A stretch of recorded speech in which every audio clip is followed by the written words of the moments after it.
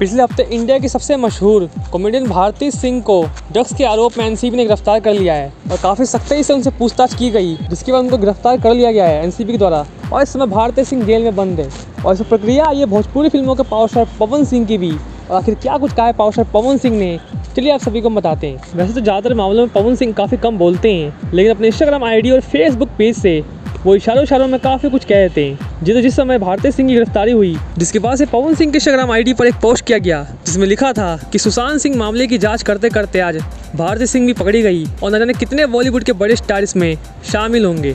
पवन सिंह के मात्र इतने से पोस्ट से पता लगता है कि सुशांत सिंह की मौत से पवन सिंह भी काफ़ी दुखी थे और लगातार भोजपुरी के सभी स्टार्स की डिमांड भी कर रहे थे कि एक बड़ी जांच की जाए जिसमें सुशांत सिंह केस के मामले की पूरी जांच हो और सच सामने आ जाए। वैसे शुरुआत भी इसकी यही हुई थी। सुशांत सिंह के मामले की एक तरफ सीबीआई जांच कर रही थी तो दूसरी तरफ एनसीबी, लेकिन बॉलीवुड के इतने सारे कलाकार इन ड्रग्स केस में शामिल है जिसमें दिन पर दिन लगातार इनकी लिस्ट लंबी होती जा रही है।